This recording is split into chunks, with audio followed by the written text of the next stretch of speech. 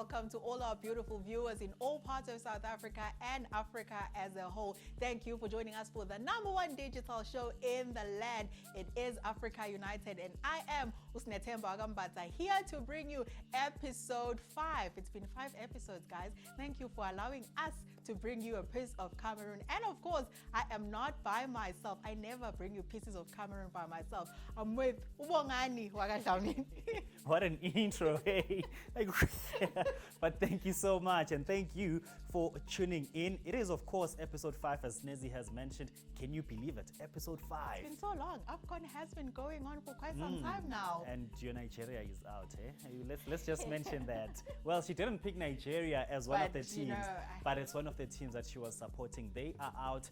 Well, there's so much that we're going to look at in this particular episode. We'll be looking at the teams that are in the final rounds of the World Cup qualifiers. Yes, AFCON is going on, but 9 of those teams are or were at AFCON. So we'll be taking a look at that.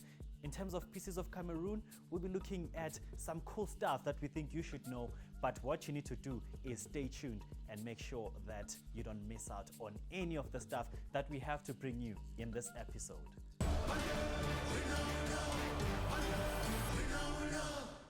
Well, we're into the knockout stages of AFCON 2021, and Nigeria were the only team, and mind that I said were the only team to win all 3 games. 3 games, 9 points, but now they are out. Sebahambile, Sebasekaya.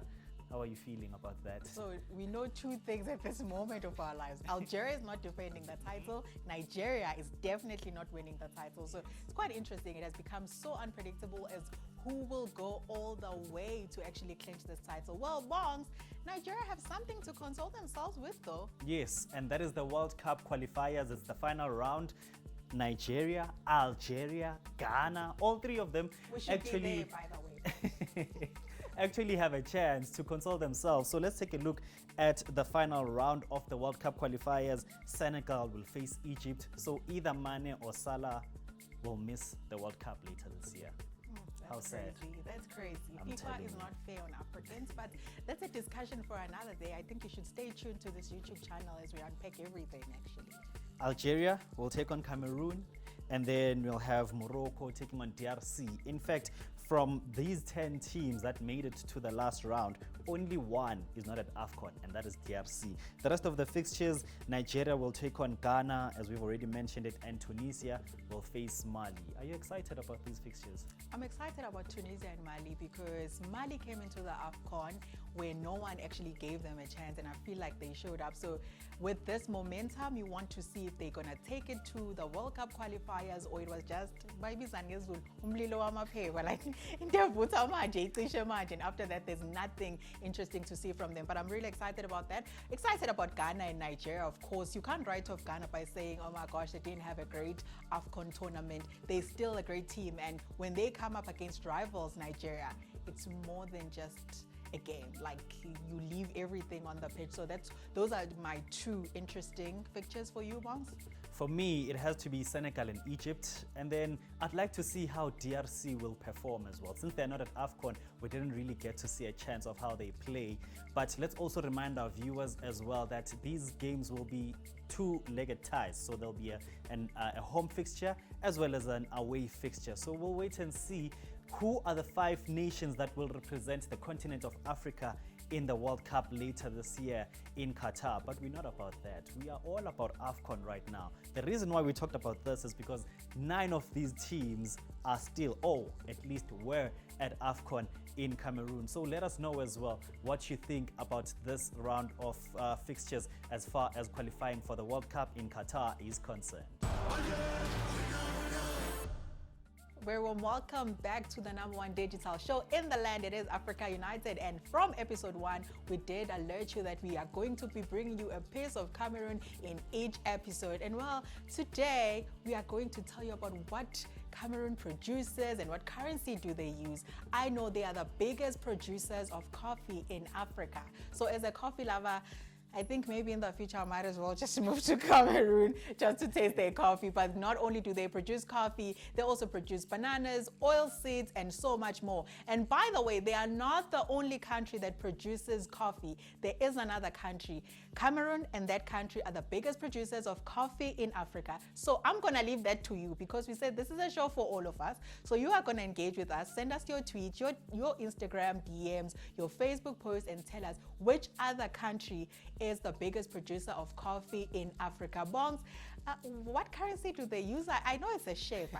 I just crammed it's a chef to use when it's 30 seconds time. What currency do they use? It is chef, but not spelled CHEF, but that one is spelled XAF. So basically, it's recognized in 6 African countries. Can you imagine? 6 African countries, and Cameroon is one of them, of course, as well as the Central African Republic and also Equatorial Guinea. So those are some of the countries. I know Gabon as well. Gabon and Chad. as well, Okay. and Chad. So, so you can easily go from Chad to Cameroon with whatever amount of money you have. It will still be recognized. So if I take my rand and I want to go to Cameroon, I want to know what happens, and I'm sure the viewers at home will want to know. Does it have no value at all in Cameroon? Well, I can tell you that 1 rand is equivalent to approximately 38 chefs. So if you take a rand and you go to Cameroon, then you will have 38 chefs.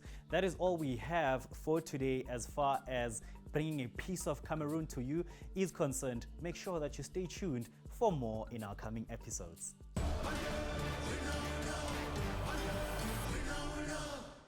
Well, the other talking point when we're talking about social media is, of course, the VAR. It was introduced for the first time at this AFCON, and the question that we are asking you is, has it done more good than bad? Has the officiating decisions been better as compared to when the VAR was not there in the previous tournaments? Personally, I feel like it has made things worse.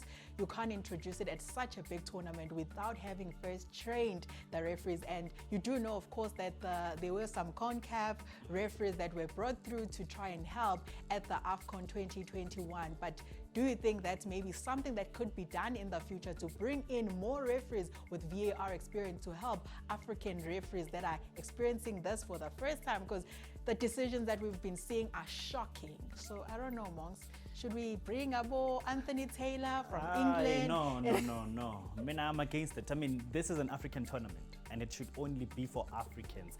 You'll never find an African referee officiating a game at the Euros. So this is AFCON and it's for African people. We should keep it that way. That's just what I think. A lot of people were complaining, saying if VAR ever comes to Africa, we are going to see shocking decisions because officiating was already bad before the VAR, and they felt that the VAR was going to make it worse. And in the group stages, we really saw VAR making our football so much worse than what it is. So you tell us your views. I personally am against the VAR. I feel like it shouldn't have been introduced at the AFCON. We should have just continued how we used to do things in the AFCONs before that, and maybe get proper training before using it at such a big tournament as the AFCON. But of course, those are my views, and you can give us your views using the hashtag We Love It Here and Africa United. Well, we've seen the action, we've seen the goals, more than 70 goals scored so far at the AFCON 2021, with Vincent Abubakar, of course, leading by 5 goals. That is quite impressive, I think. It is quite impressive because if you think about it, there was Adayani Gallo of Nigeria. He finished the tournament in Egypt with 5 goals, and it's still, we've just gotten into the knockout stages of the tournament and he already has 5, so there's a good chance that he might finish with more than 5. But are you impressed with the overall scoring? It wasn't a high scoring competition, by the way, but of course Vincent has been impressive. But do you think our players did well in terms of scoring at this AFCON? Well, look, you look at it in different ways. You talk about the weather. Most of these players are based in Europe. They're used to a cold weather. So it probably took them time to acclimatize. But now we are seeing the goals. The goals are coming in thick and fast. And we love it. I mean, at the end of the day, we watch football to see the goals. Well, let's hope more goals will continue to come as we edge closer and closer to the closing of AFCON 2021. Well, thank you at home for joining us right here on Africa United for episode 5. Look out for it on SABC Sport. It is the #1 digital show in the land.